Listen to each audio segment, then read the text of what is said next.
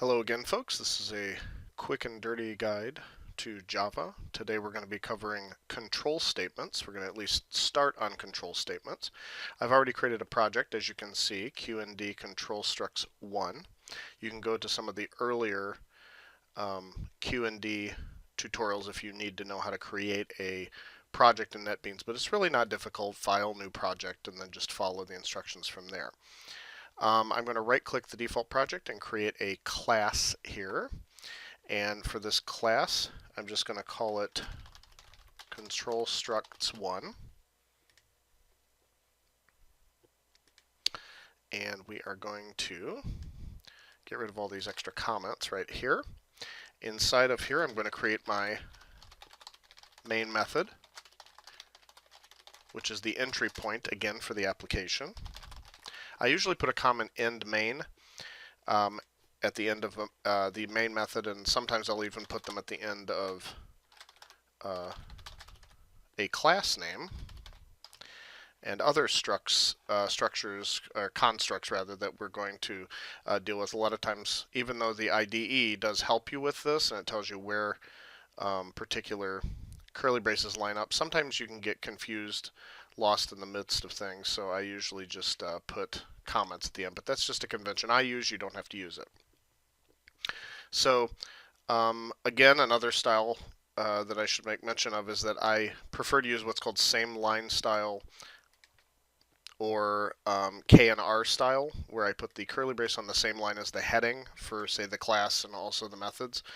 But if you'd like, again, you can put them on the next line as well. That's cleverly called next line style or Altman style. Either of them are fine. I just prefer this one for Java. Usually, strangely, in C++, I usually use next line style. I think that's part of my mental cue to remember what language I'm in sometimes. So a couple things we need to know before we get started. We need to know a little bit of theoretical concepts. So when we're talking about control statements, in general, what we're talking about is how do we control the flow of execution of a program. And what this really boils down to is we could say the control flow is the order of instructions versus the order, or rather the order of instructions being executed versus the order in which they're written, say within a method. So there are three primary categories. So three primary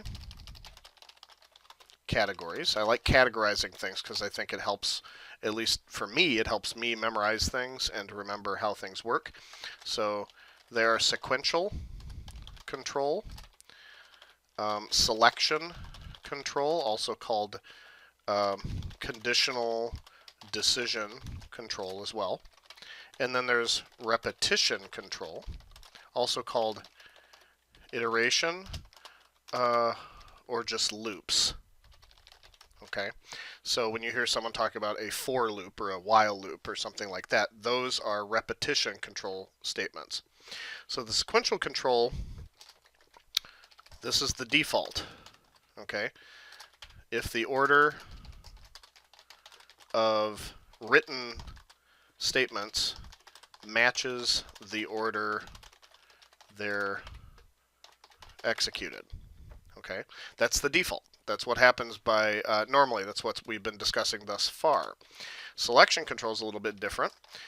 If you need to have the program, or rather if you need the program, I guess, to make decisions, and then this involves possibly skipping over segments of code. Okay, that would also escape the normal flow of execution, right? In other words, sequential, right? And then repetition is the final category. This is if you need something to be repeated. Okay, so those are the three primary categories, and we'll say the statements available in Java. Okay, these are the statements available in Java. So sequential is all on its own. Okay, there's not really any special statement to make something sequential. That's because it's default. The selection control, there are actually three statements available in Java. You have the if statement, the if-else statement, or construct. We can also call them if constructs if you'd prefer, but statements, okay. Sometimes statement bears the connotation of having a semicolon at the end, but these types of statements do not. And then there's the switch statement. And then for repetition, okay, the loops, we have while, do while, and for. So we have a while loop, do while, and for. So we would say the while statement, do while statement, and for statement. Okay, so this is basically, again, just a bunch of theoretical stuff. You should learn it, though. It is actually quite important. It has bearing on job interviews, on test questions, and on your overall understanding of how the programming language is put together. So usually, if I start teaching any general object-oriented or imperative language, I will frequently start, when I talk about control statements, I'll frequently break them into what categories are available. This is essential. These are essentially the categories that are available in pretty much every object-oriented or procedural imperative language: sequential, selection, and repetition. So those are almost always available. Now, some of them have a different variety than we have in Java. Sequential is almost always in any language, but some languages have slight variations on if or if-else, switch, etc., or the while, do while, and for. However, a lot of languages, it's identical in most respects. If you ask me about C++, I would tell you that this is exactly the exact same thing that I would type or tell you about in C++. There would be very little difference. So let's start talking about some things and at least get a peek into this. This is just our first example of control structs.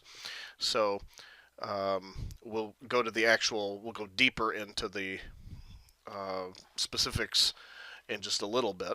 But for right now, let me say that I have an age, and I set the value to 10. Okay, well actually, I'm going to do it on 2 lines so we can see something in action here. So I'd say that these 2 lines right here are done in sequence, so that's sequential. Now if I want to make a decision based on the age, I could put an if statement. So I could say if the age is greater than or equal to 21, and I could say, print out, here, have a beer. Okay. Otherwise, well actually, let's leave otherwise off for a second. Let's just run it.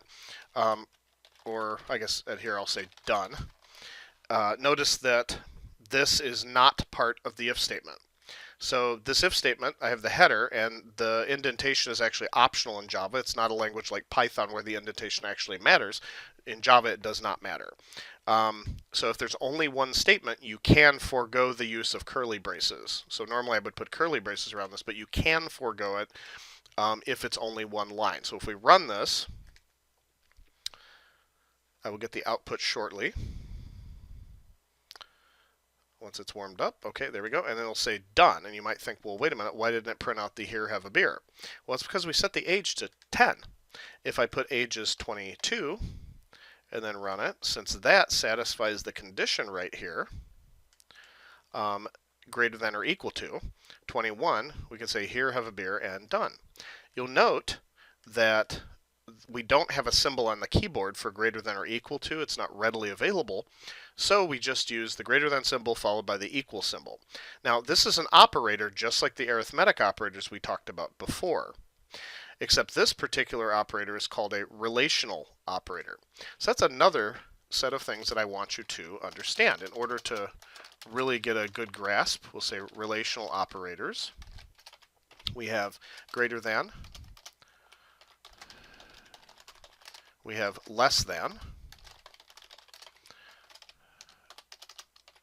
so that's greater than or equal to, and then less than or equal to.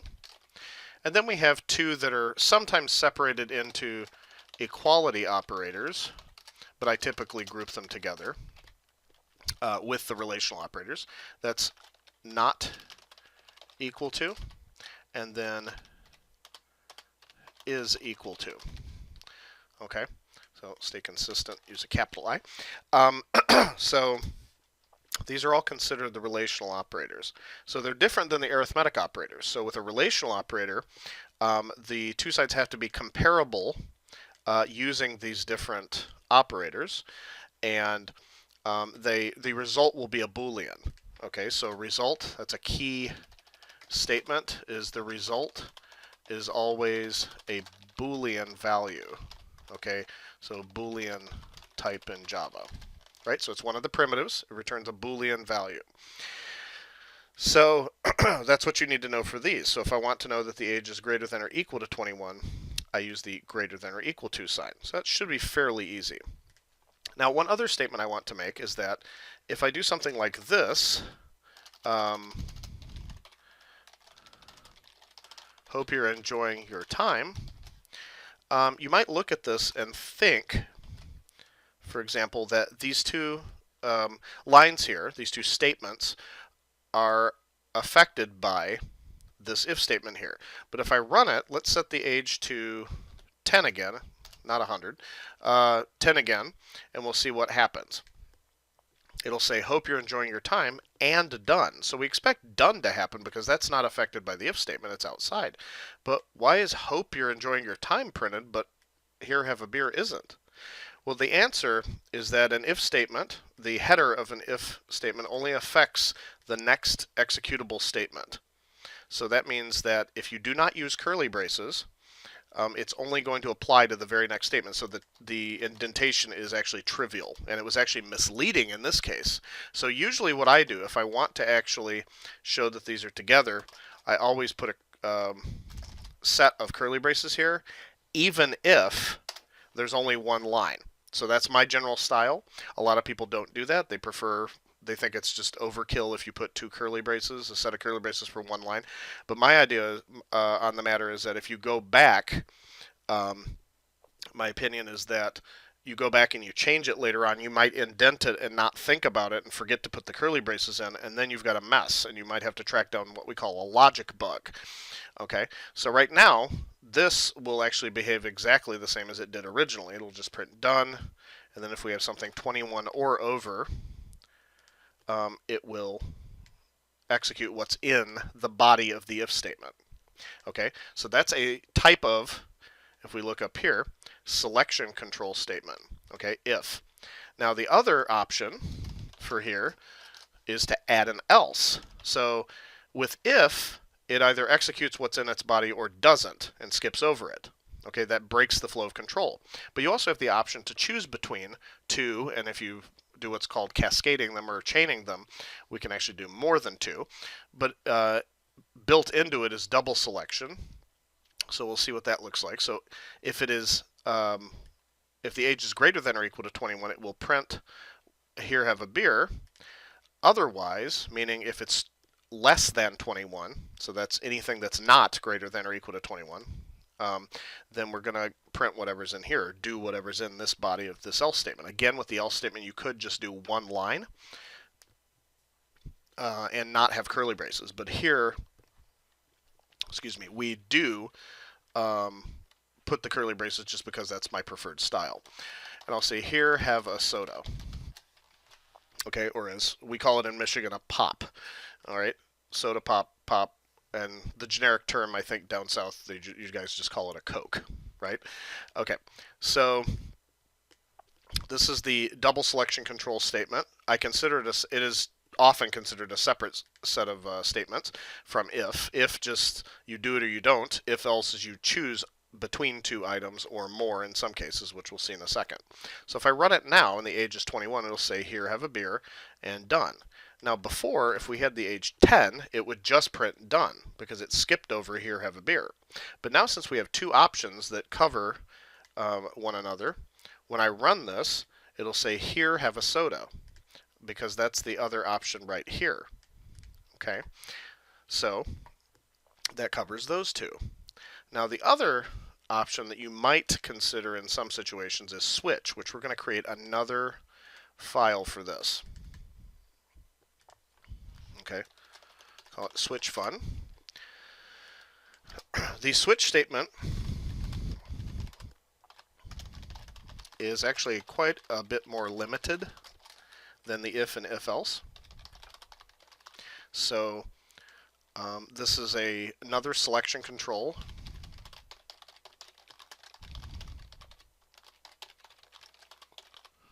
Control statement, okay, is the switch statement. Okay, so in addition to if and if else, you should memorize this. Even if you don't consider an expert, you should memorize basically the three categories, start memorizing those, and then also start memorizing what's available. Even if you can just repeat what it is without really being able to understand how to use them just yet, it's totally okay. And start to look over the relational, sorry, I put relation operators, it's relational operators. Look over the relational and equality operators. Okay, but as far as practice is concerned, with the switch statement, we have something that's a little bit more limited. It's better for what we call discrete values. It's not good with ranges. Some languages, like the Swift programming language that's used with iOS development, has range-based switch statements, but we really don't use those. We don't have those in the current versions of Java that are used. So maybe one day, who knows? And also they're limited on the types that they can work on. You do need to make sure, they just recently, I think in Java 7 or possibly Java 8, it might have been Java 7, that they introduced switching on strings. So you can't actually switch on string values. But usually people use them with integers. So we'll say int direction. You can actually use characters also. So car direction dir equals, we'll say E for east. Okay, and then we'll say switch on dir, and so in switch. And this is a little bit different. Since we have a very finite number of possibilities, we'll say north, south, east, west, we're going to use the switch statement. But if it's something where it's on a continuous set like ages or weights or things like that, that's really not a good candidate for switch most of the time. So when we say switch on dir for direction, if the case is that it is an N, capital N, we print out, say, you're going north. Okay. Now, in a case statement, you need a break statement in order to make sure that it doesn't keep going. If you don't put a break statement here, it's going to actually execute what's in all the other case statements below. So that's a problem. So it does what we call automatic fall through. Since it does automatic fall through, we have to say, okay, I'm done, break now. Okay, so this one will say you're going south. Okay, break, case east, E for east. You're going east, and break it, and then west. So we'll say you're going west. Now, if there was another option or someone enters something different, you can actually use what's called the default case. We can put this right here and say unknown direction. Okay, you can put like are you in space, whatever, and you can put a break statement there, but don't really need it. So if we run this, oops, sorry, ran the wrong one. If I run the switch fun, it'll say you're going east because we have an E. If we put a W, it'll say you're going west. Now if we put something that it doesn't understand, like a Z, let's say it doesn't know what that is, it will go to the default, unknown direction. So that's kind of like the else statement on an if. Now that brings us to another good point, though. The switch statement's really nice for if we have tons of different options instead of just two. But can we simulate something like that and not have the disadvantages of the switch statement? So I'll say more control, and we're going to look at the if statement, if else again specifically. Public statement void main. Okay. And we're going to use using cascaded or chained if else for multiple selection control. So let's do this. We'll say int We'll say int age again. This time we're going to put 17. If the age is greater than or equal to 21, we'll say here, have a beer. Okay. And then else. Now this covers a range, so already we have an advantage over switch. But the disadvantage we see is that, well, how do we do anything besides just this or that? Can I actually combine these? And the answer is yes. Because you can actually put else if age greater than or equal to 18. Okay, and say here, have a Coke and a voter's card. Okay. And then finally an else at the end doesn't need a condition. We'll say here, have a nice Coke. Okay, I'll put Coke capitalized. I'm not sponsored by Coke, so hopefully they will, Pepsi or whoever will forgive me. But if you'd like to sponsor me, Pepsi, I will gladly go back and redo this lecture with your name in it.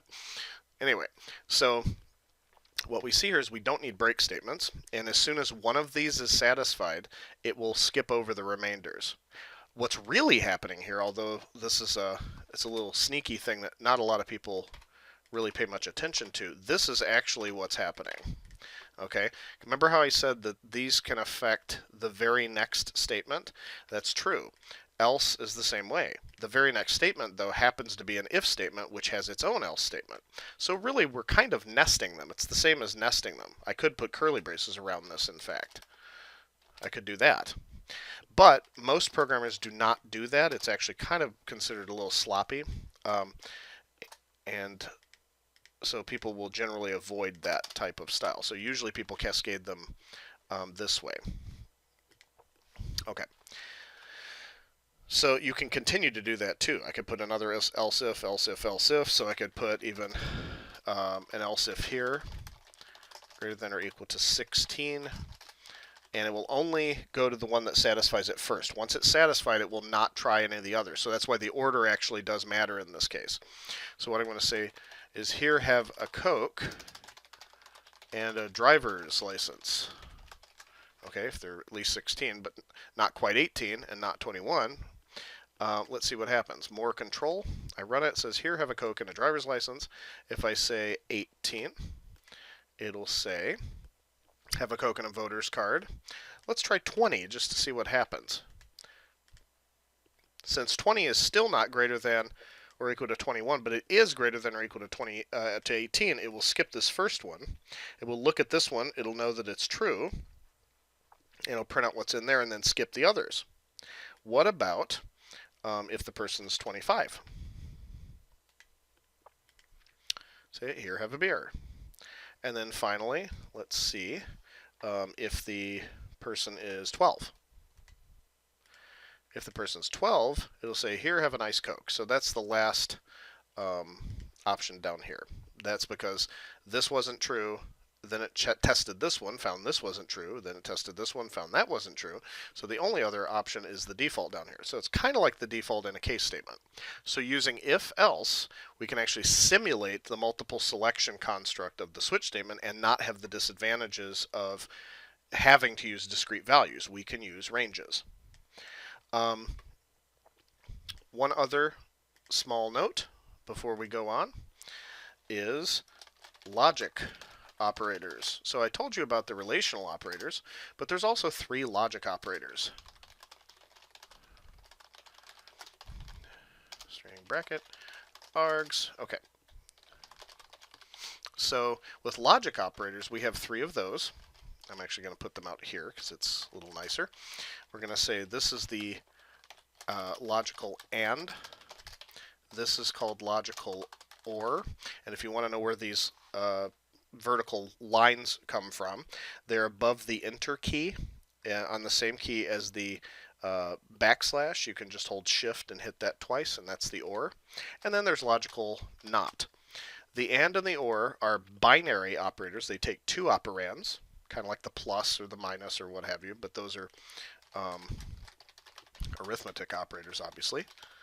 But the logical operators AND and OR take two, and NOT looks kind of like not equal to, but it's not a relational operator. It's a logical operator. So logical operators take a Boolean,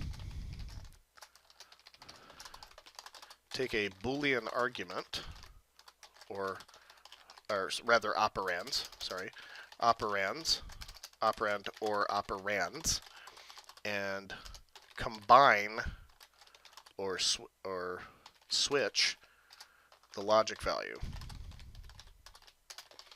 Okay. So what does that mean?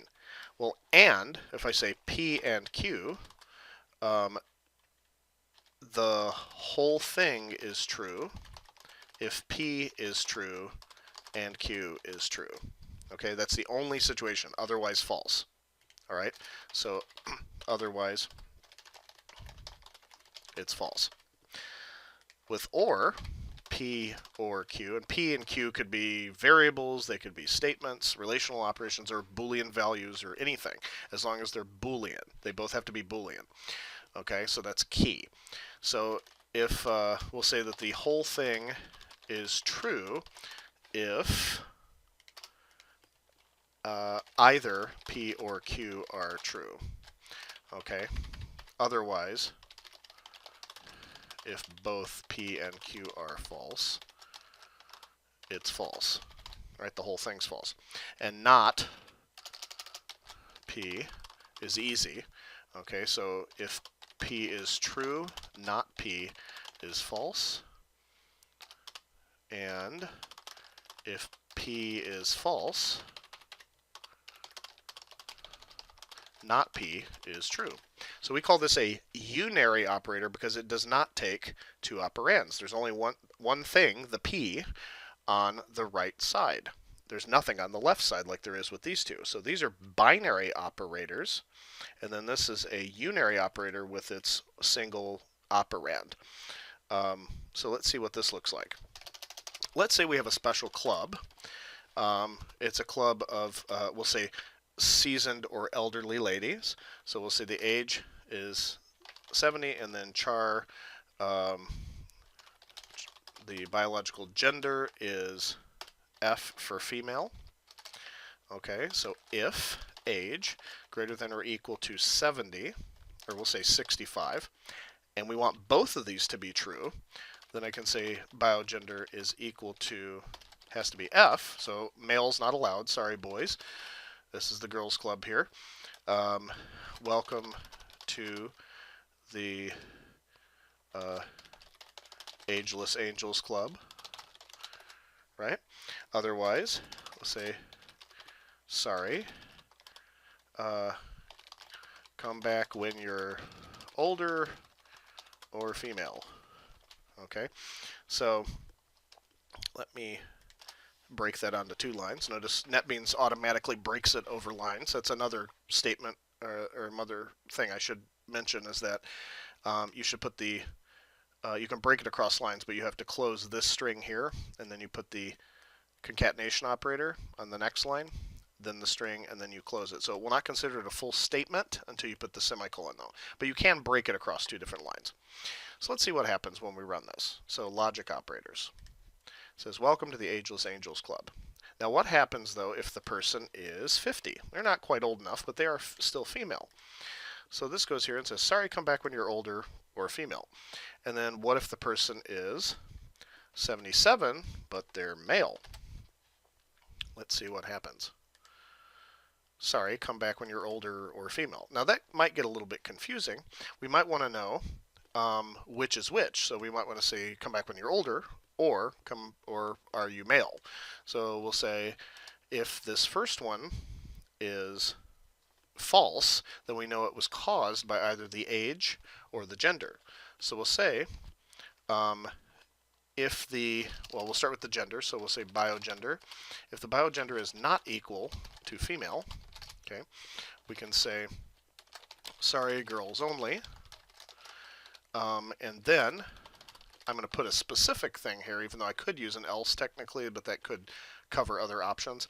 We'll say if the age is less than 65, I'm going to say, we'll assume what happens is that if this is false and it checks this and says this is false, that means that the person is still female, but then it goes here and sees that their age is less than 65. I could say, sorry, come back when you're older. So this should give me the correct answer for each of these scenarios. So say, sorry, girls only if the person's male. Even if they're underage, it'll still comment on the biological gender. Now, if I put the female, if I put it as female, and run this, it'll say, welcome to the Ageless Angels Club if it's 65 or older. Sorry, let me do that. Let me put 60. So now I'll say, sorry, come back when you're older. So it did recognize that the person is female because it skipped this one, went down here, but did recognize that the age was less than 65. So it said, sorry, come back. So those are the three major things we need to you need to try to understand on this lesson. It might take some practice, and next time, the next lesson, we'll talk about repetition control statements. Okay, the while loop, do while, and for. But this time, concentrate on the if, else, and switch. Concentrate on memorizing the categories and just getting an idea of what is the flow of control. Please try to understand the relational operators and also the logic operators that we talked about just a little bit ago too. Now, you don't have to I wouldn't say you have to memorize those right away. Some of them are going to be very, very straightforward, but it might take a little bit of work to commit all of these to memory, so don't feel overwhelmed. Don't feel like you have to memorize everything all at once. Just take it a little bit at a time, memorize a couple of them, play around with them, and make sure you understand them better. But just understand how the logic operators work and how they combine different things. They say this has to be true and that has to be true. Okay, and then here I just use a relational operator. I didn't use a logic operator. And then the same thing here. So we'll see you next time, and we'll talk about the repetition control statements. Thanks, and have a great time on your journey.